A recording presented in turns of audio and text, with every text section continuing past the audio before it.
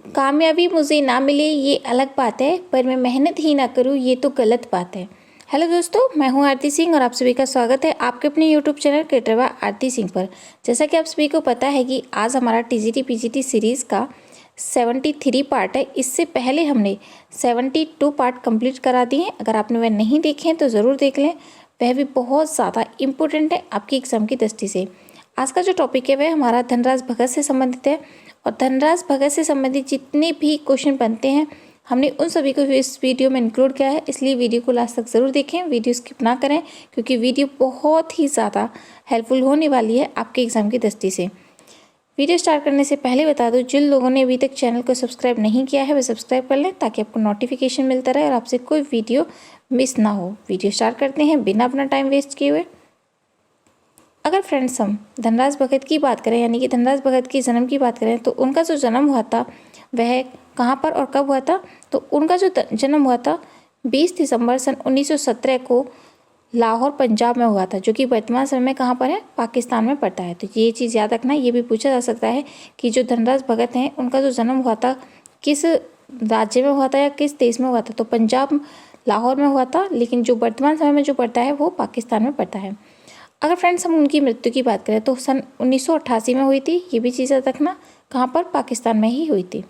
Next हमारा कि अगर फ्रेंड्स हम उनकी शिक्षा की बात करें तो वो उन्होंने जो शिक्षा ली थी कहाँ से ली थी? तो उन्होंने मेयो स्कूल, कहाँ से ली थी? Mayo school of art Lahore से ली थी। और किस चीज़ की ली थी? मूर्ति शिल्प में डिप्लोमा लिया था, मूर्ति कला में डिप्लोमा लिया था। तो ये भी चीज़ याद रखना, इंपॉर्टेंट क्वेश्चन रहेगा। नेक्स्ट हमारा कि अगर फ्रेंड हम उनके शिक्षक कार्य की बात करें, उन्होंने किस स्कूल में शिक्षण का कार्य किया था, यानी अध्यापन कार्य किया था? तो उन्होंने जो कार्य किया था कहाँ पर किया था? तो Mayo school of art Lahore, Delhi college of art में मूर्ति विभाग के वे अध्यक्ष रहे थे। तो ये चीज़ याद रखना, इंपॉर्टेंट क्वेश्चन रहेगा। यानी कि उन्होंने मेयो स्कूल ऑफ आर्ट में भी शिक्षक कार्य किया था और दिल्ली कॉलेज ऑफ आर्ट में वह मूर्ति कला विभाग के अध्यक्ष रहे थे। ये भी इंपॉर्टेंट है। यहाँ पर जितने मैं क्वेश्चन बता रही हूँ वो बहुत ज़्यादा इंपॉर्टेंट एंड सेलेक्टिव है, तो आप इन सभी को नोट डाउन कर लें, जो कि आपके टीजीटी, पीजीटी, डीएसएसबी या फिर यूजीसी नेट, इन सभी एग्जाम्स के लिए बहुत ज़्यादा इंपॉर्टेंट रहने वाले हैं। नेक्स्ट देख लेते हैं। नेक्स्ट हमारा कि अगर फ्रेंड्स हम इनकी प्रसिद्धि की बात करें तो ये किस किस कार्य के लिए प्रसिद्ध रहे थे? तो ये प्रमुख रूप से चित्रकला, मूर्तिकला, ग्राफिक कलाकार तथा दृश्य चित्रकार के रूप में बहुत ज़्यादा प्रसिद्ध रहे थे। तो ये चीज़ याद रखना। अगर मुख्यतः से बात करें कि ये सबसे ज़्यादा जो किस कार्य के लिए प्रसिद्ध हैं, तो ये मूर्ति कला के लिए बहुत ज़्यादा प्रसिद्ध हैं। इंपॉर्टेंट क्वेश्चन है, ये भी चीज़ याद रखना, क्योंकि पूछा जा सकता है कि मुख्यतः जो धनराज भगत हैं वे किस कार्य के लिए जाने जाते हैं? तो प्रमुख रूप से ये मूर्तिकार के रूप में जाने जाते हैं। नेक्स्ट हमारा कि अगर फ्रेंड्स हम इनके माध्यम की बात करें तो इनका जो माध्यम रहा था वो क्या रहा था? तो इनका जो माध्यम रहा था लकड़ी, प्रस्तर, धातु, सीमेंट, पेपर, मैसी। यानी कि इन्होंने जो मूर्तियाँ बनाई थी ज़्यादा से ज़्यादा लकड़ी से बनाई थी, प्रस्तर में बनाई थी, धातु, सीमेंट में और पेपर मैसी। इन सभी जो माध्यम रहे थे, इन सभी माध्यम का उन्होंने अपनी जो मूर्तियों में प्रयोग किया था। ये भी चीज़ याद रखना। नेक्स्ट हमारा कि अगर हम इनकी प्रशंसा की बात करें कि इनके जो प्रशंसा की रहे थे सबसे ज़्यादा, वो कौन रहे थे? चार्ल्स फावरी। कौन रहे थे? चार्ल्स फावरी। इंपॉर्टेंट है। अगर फ्रेंड्स हम इनकी प्रभावित की बात करें, यानी कि ये किससे सबसे ज़्यादा प्रभावित थे, तो ये किससे ज़्यादा प्रभावित थे?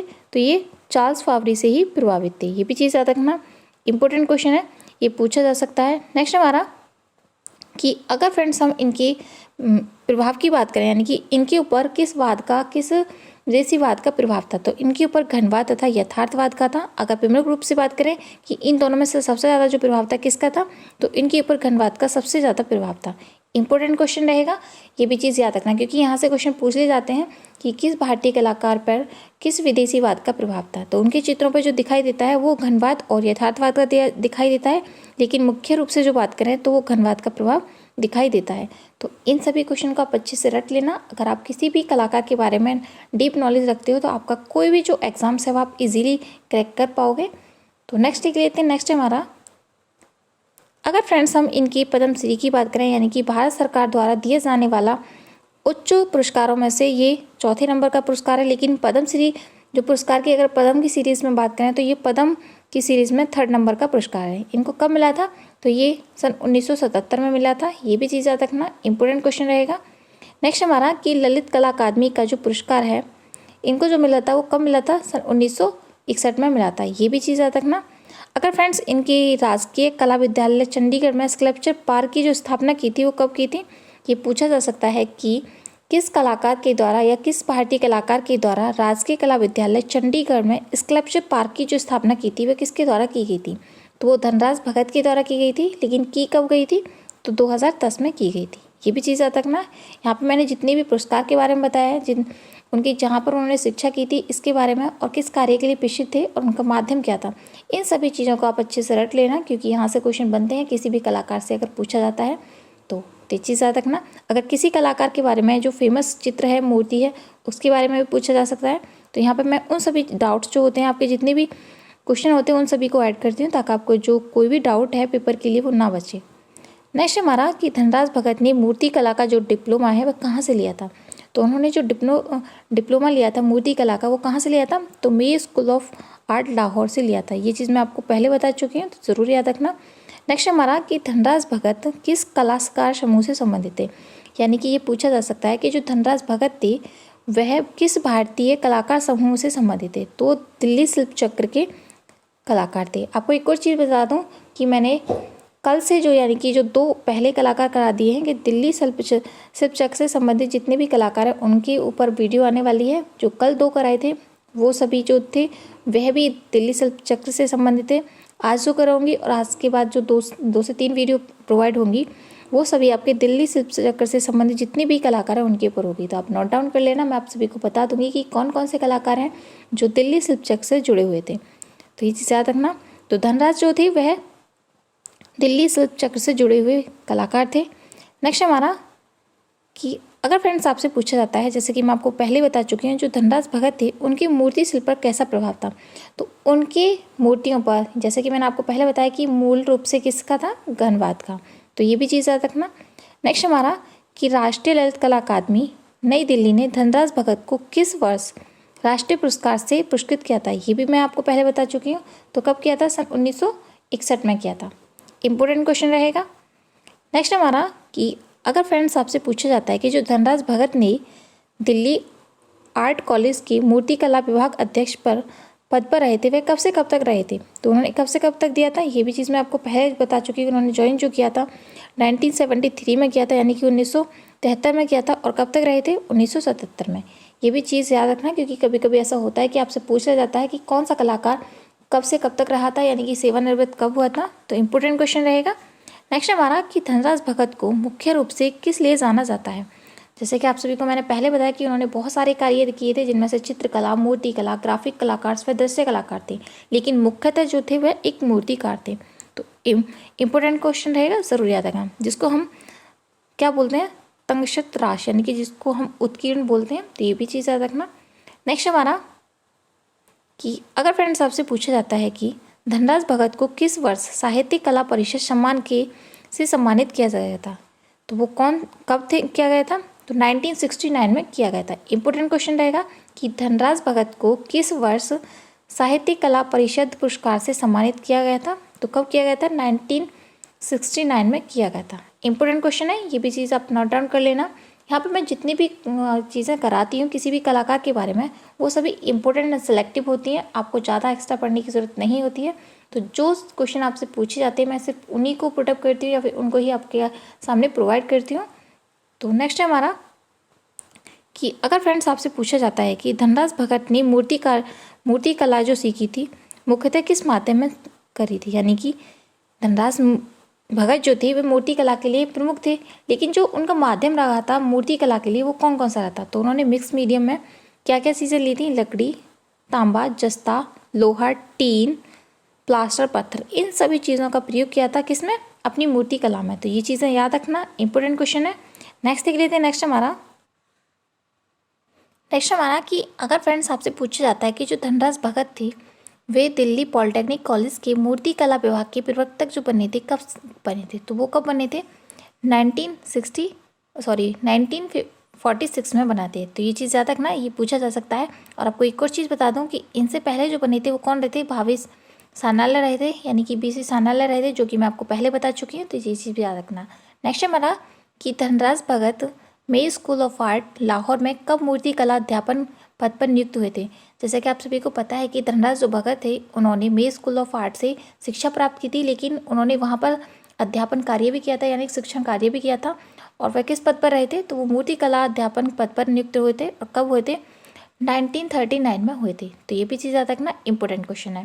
नेक्स्ट हमारा कि अगर फ्रेंड्स आपसे पूछा जाता है कि जो धनराज भगत का प्रसिद्धि जो थी मूर्ति शिल्प द लाफिंग मोनार्क जो आयरन में बनी हुई थी, यानी कि आयरन में, वह वर्तमान समय में कहाँ पर सुरक्षित है? तो वो चंडीगढ़ संग्रहालय में सुरक्षित है। ये भी चीज़ याद रखना, इंपॉर्टेंट क्वेश्चन है। और आपको एक और चीज़ बता दूं कि उन्होंने 2010 में राजकीय कला महाविद्यालय चंडीगढ़ में जो उन्होंने स्कल्पचर पार्क की स्थापना की थी, ये पूछा जा सकता है। और वहीं पर क्या इनका संग्रहित है? कौन सी वाली मूर्ति? तो द लाफिंग मोनार्क जो कि आयरन में बनी हुई है। तो इंपॉर्टेंट क्वेश्चन रहेगा, तो ज़रूर याद रखना। नेक्स्ट हमारा कि धनराज भगत ने मूर्ति कला का प्रशिक्षण कहाँ से लिया था? तो जैसा कि आप सभी को पता है कि उन्होंने जो शिक्षण कार्य किया था, यानी कि अध्यापन जो कार्य किया था, वो मे स्कूल ऑफ आर्ट से किया था, लेकिन उन्होंने शिक्षा जो प्राप्त की थी वो भी वहीं से की थी। तो कहाँ से? लाहौर से, मे स्कूल ऑफ आर्ट से की थी। किसकी? मूर्ति शिल्प में उन्होंने डिप्लोमा लिया था। इंपॉर्टेंट क्वेश्चन है, तो ये भी चीज़ याद रखना। नेक्स्ट हमारा कि धनराज भगत अमेरिका प्रवास के दौरान किन मूर्तिकारों के काम से अधिक प्रभावित थे? यानी कि जब जो धनराज भगत थे अमेरिका के प्रवास के दौरान जब वो अमेरिका गए थे, वहाँ पर उन्होंने किस प्रसिद्ध मूर्तिकारों के काम से अधिक प्रभावित हुए थे? तो वो कौन थे? ये भी चीज़ याद रखना, क्योंकि ये वाले क्वेश्चन भी कभी कभी पूछ ले जाता है। तो यहाँ पर मैंने उन सभी क्वेश्चन को ऐड किया है जो कि आपसे पूछे जाते हैं, यानी किसी भी एग्जाम से रिलेटिव। तो वो कौन कौन थे? अलेक्जेंडर आर्चिपेनिको और लिन चैडविक, इन दोनों ही कलाकार के बारे में आप जरूर याद रखना, इंपॉर्टेंट क्वेश्चन है। नेक्स्ट हमारा, अगर फ्रेंड्स आपसे पूछा जाता है, ये वाला क्वेश्चन मैं आपको पहले बता चुकी हूँ कि जो धनराज भगत थे उनको भारत सरकार द्वारा जो पद्मश्री पुरस्कार दिया गया था, कब दिया गया था? 1977 में। तो ये भी चीज़ याद रखना, कब दिया गया था? 1977 में। तो यहाँ से जितने पुरस्कार होते हैं किसी भी कलाकार से संबंधित, उनके बारे में पूछा जा सकता है। तो आप उन सभी के जितने पुरस्कार होते हैं उनके सन के बारे में ज़रूर याद रखना कि उस कलाकार को पुरस्कार जो मिला था, कौन सा पुरस्कार कब मिला था। तो ये भी चीज़ याद रखना, इंपॉर्टेंट क्वेश्चन है। नेक्स्ट देख लेते हैं। नेक्स्ट हमारा, अगर फ्रेंड्स आपसे पूछा जाता है कि धनराज भगत की मूर्ति शिल्पों पर किस शैली का प्रभाव था? ये भी चीज़ मैं आपको पहले बता चुकी हूँ कि वो दो विदेशी जो वाद थे उन दो वादों से प्रभावित थे। एक था घनवाद और दूसरा जो था वो था यथार्थवाद, लेकिन जो प्रमुख रूप से था वह घनवाद से ज़्यादा प्रभावित थे। ये भी चीज़ याद रखना। नेक्स्ट हमारा कि अगर फ्रेंड्स आपसे पूछा जाता है कि जो धनराज भगत थे वे भारत आने पर किस कलाकार समूह से सम्मिलित थे? जैसे कि मैंने आपको पहले बताया कि ये एक पाकिस्तानी कलाकार है। और ये वाला क्वेश्चन बहुत ज़्यादा पूछा जाता है कि जो पाकिस्तान से आए हुए कलाकार थे किस भारतीय ग्रुप से जुड़े हुए थे? तो वो किससे जुड़े हुए थे? दिल्ली शिल्पचक्र से जुड़े हुए थे। तो जबकि जो धनराज भगत थे ये भी कहाँ से संबंधित है? पाकिस्तान से संबंधित है। उन्होंने जो पढ़ाई भी की थी वो कहीं से की थी? लाहौर से। तो ये भी चीज़ याद रखना, वो वर्तमान समय में कहाँ पढ़ते हैं? पाकिस्तान में। नेक्स्ट हमारा कि प्रसिद्ध मूर्तिकार धनराज भगत का जो निधन हुआ था कब हुआ था? ये भी चीज़ मैं आपको पहले बता चुकी हूँ। तो 1988 में हुआ था। ये भी चीज़ याद रखना। और कहाँ पर हुआ था? पाकिस्तान के लाहौर में ही हुआ था। यहाँ पे मैंने जितने भी क्वेश्चन प्रोवाइड किए वो बहुत ज़्यादा इंपॉर्टेंट है आपके किसी भी कलाकार से संबंधित। तो आपको किसी भी कलाकार के बारे में जानने से पहले उनकी जितनी भी प्रसिद्धियाँ हैं उनके बारे में जानना बहुत ज़्यादा ज़रूरी है, क्योंकि प्रसिद्धि से संबंधित क्वेश्चन पूछे जाते हैं। और कभी कभी जो आपके माध्यम में मूर्ति हो या फिर किसी कलाकार के द्वारा प्रसिद्ध कार्य जो होता है उसके बारे में पूछ लिया जाता है। नेक्स्ट देख लेते हैं। नेक्स्ट हमारा इनकी मूर्तियों के बारे में जान लेते हैं कि इनके द्वारा जो बनाई गई मूर्तियाँ हैं वो कौन कौन सी हैं। तो पहले इनकी जो है महाकाल, जो कि किस माध्यम से बनाई है? तो इन्होंने प्लास्टर ऑफ पेरिस से बनाई है। और कब बनाई थी? 1958 में। यहाँ पर मैंने जो भी मूर्ति हैं या फिर चित्र हैं उन सभी के बारे में संपूर्ण जानकारी दी है, यानी कि डिटेल्स में दी है। वो किस माध्यम में बना था, कब बना था। अगर कोई ज़्यादा इंपॉर्टेंट है तो उसके मैंने यानी कि संग्रहालय से कहीं फिर नाम रखा है कि कहाँ पर उन जो चित्र है या फिर मूर्ति हैं उनको संग्रहित किया गया है। तो ये भी चीज़ याद रखना। नेक्स्ट हमारा कि नेक्स्ट जो उनका था ये बहुत ज़्यादा फेमस रही थी, तो वो कौन सी थी? वो थी मोनार्क। ये भी चीज़ मैं आपको बता चुकी हूँ कि जो लाफिंग मोनार्क है वो कहाँ पर किस माध्यम से बना है? तो ये बना है वुड ऑफ कॉपर से। और वर्तमान समय पर कहाँ पर है? चंडीगढ़ में संग्रहित है। तो ये भी चीज़ याद रखना, चंडीगढ़ के स्कल्पचर पार्क में स्थित है। नेक्स्ट हमारा जितने भी यहाँ पर मैंने मूर्ति हैं जो चित्र हैं वो बहुत ज़्यादा इंपॉर्टेंट है, तो उनमें से आप जरूर नोट डाउन कर लेना सभी को, ताकि आपको जब भी ज़रूरत पड़े आप उनको ईजिली देख सको और आपके डाउट्स जो होते हैं वो तुरंत क्लियर हो जाए। नेक्स्ट हमारा कि कंस्ट्रक्शन जो है वो किसके द्वारा बना है? तो ये भी धनराज भगत के द्वारा बनाया गया था। और कब बनाया था? ये 1964 में हुआ था, यानी कि 1964 में बना था। और वर्तमान समय में कहाँ पर है? राष्ट्रीय आधुनिक कला दीर्घा नई दिल्ली में सुरक्षित है, ये भी चीज़ याद रखना। नेक्स्ट है द लाफिंग मोनार्क, ये किस में बना हुआ है? आयरन में। एक तो बना है वुड ऑफ कॉपर में और दूसरा जो बना है द लाफिंग ऑफ मोनार्क, तो किस में बना है? वो आयरन में। जो आयरन वाला है वो कहाँ पर है? चंडीगढ़ में संग्रहित है, लेकिन मोनार्क वाला कहाँ पर? दिल्ली में। तो ये भी चीज़ याद रखना। नेक्स्ट हमारा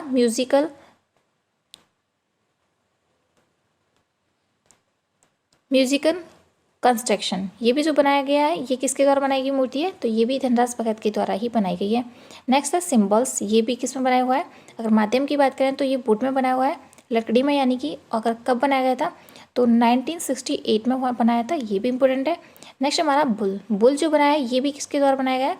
तो ये भी धनराज भगत के द्वारा बनाया गया। कब बनाया गया था? 1958 में, 1958 में बनाया गया था। किस माध्यम बनाया था? वुड।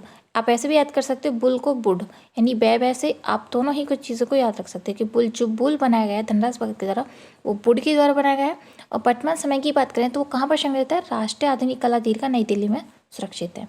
नेक्स्ट है कि शिवा डांसिंग, जो मूर्ति है वह किसके द्वारा बनाई गई है? तो वह भी धनराज भगत के द्वारा बनाई गई है। और कब बनाई गई थी? 1956 में, यानी कि 1956 में बनाई गई थी। माध्यम क्या रहा था? प्लास्टर। नेक्स्ट है स्टैंडिंग वुमेन, यानी कि खड़ी हुई औरत, वो किस में बनाया हुआ है? वह कॉपर में बनाया गया है। किसके द्वारा? धनराज भगत के द्वारा। तो ये चीज़ याद रखना। यहाँ पर मैंने जितनी भी क्वेश्चन यानी कि जितने भी चित्र हों या फिर उसकी किसी भी एग्जाम किसी भी कलाकार के बारे में जो भी चीज़ें हैं वो बहुत ज़्यादा इंपॉर्टेंट है, उन्हीं चीज़ों को ऐड किया है जो भी ज़्यादा से ज़्यादा क्वेश्चन पूछे जाते हैं आपके एग्जाम्स में। तो आप उन सभी को नोट डाउन कर लेना ताकि आपके जो क्वेश्चन है आपके छूटे ना और आप इजीली अपने एग्जाम को क्रैक कर पाओ। नेक्स्ट हमारा संगीतज्ञ, जो कि लोहे धातु से बना है, वर्तमान समय में कहाँ पर है? चंडीगढ़ संग्रहालय में। ये भी याद रखना, इंपॉर्टेंट क्वेश्चन है। तो यहाँ पर जितने भी मैं इंपॉर्टेंट क्वेश्चन है ज़्यादा से ज़्यादा मैं उन्हीं चीज़ों को लेके आई हूँ, तो आप उन सभी को याद रख लेना। नेक्स्ट हमारा किस शिव डांस, एक तो संगीतज्ञ अलग है और एक शिव डांस, ये क्लास किस माध्यम बना है? प्लास्टिक में बना है। स्पिरिट ऑफ द वर्क, ये भी जो चित्र है ये भी मूर्ति जो बनी है किसके द्वारा बनाई गई है? तो ये भी धनराज भगत के द्वारा बनाई गई है। किस में बनी है? वेल्डेड आयरन में। एंड पॉप यानी प्लास्टर ऑफ पेरिस में। वर्तमान समय की बात करें तो कहाँ पर है वो? राष्ट्रीय आधुनिक कला दीर्घा नई दिल्ली में सुरक्षित है। नेक्स्ट हमारा मोडी की नालबंदी, मोडी की जो नालबंदी है ये किस में बनी है? स्टोन में बनी है। किसके द्वारा? धनराज भगत द्वारा बनाई गई प्रसिद्ध मूर्ति है। नेक्स्ट है मदर अर्थ जो बनी है ये वुड में बनी है। किसके द्वारा बनाई गई है? धनराज भगत के द्वारा बनाई गई मूर्ति है। नेक्स्ट हमारा फैमिली हॉर्स, यानी कि घोड़े का परिवार, तो ये भी जो बनाया गया चित्र है वह किसके द्वारा बनाया गया है? ये भी धनराज भगत के द्वारा बनाया गया है। और किस माध्यम में? वुड में। ब्रांड, ये कास्ट और वुड में बनाया गया है। सितार जो बनाया है ये भी प्लेयर्स, यानी कि सितार प्लेयर्स जो है ये किस में बनाया है? सीमेंट में बनाया गया है, यानी कि सितार वादक। नेक्स्ट हमारा बांसुरी वादक, ये जो बना है वेल्डेड कॉपर में बना है। कब बना था? 1956 में। नेक्स्ट है कॉस्मिक एनर्जी, ये किस में बना है? कॉपर में।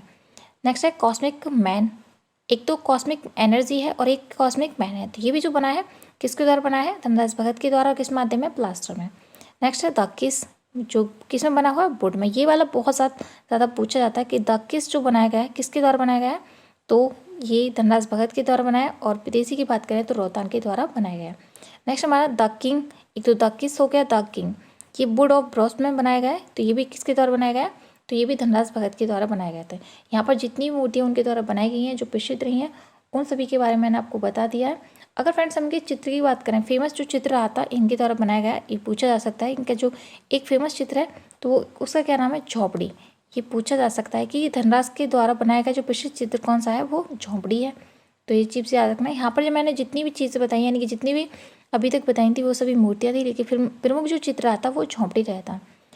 आज का जो वीडियो वह हमारा यहीं समाप्त होता है। अगर आपको वीडियो पसंद आया तो आप उन सभी अपने फ्रेंडों को शेयर करें जो भी आपके टीजीटी, पीजीटी, डीएसएसबी या फिर यूजीसी नेट किसी भी एग्ज़ाम्स की तैयारी कर रहे हैं, यानी कि ड्राइंग से रिलेटिव किसी भी एग्ज़ाम की तैयारी कर रहे हैं, आप उन सभी को ये सभी वीडियोस जो हैं आप सेंड कर सकते हो ताकि उनका भी प्रॉफिटेबल हो सके किसी भी एग्ज़ाम के लिए। तो आज का जो वीडियो यहीं समाप्त होता है। उम्मीद है कि आपको आज का जो वीडियो पसंद आया होगा। अगर पसंद आया तो कमेंट बॉक्स में कमेंट करके ज़रूर बताएं कि आपको वीडियो कैसा लगा। Thank you for watching this video. मिलते हैं नेक्स्ट वीडियो में, तब तक के लिए bye bye and thank you so much.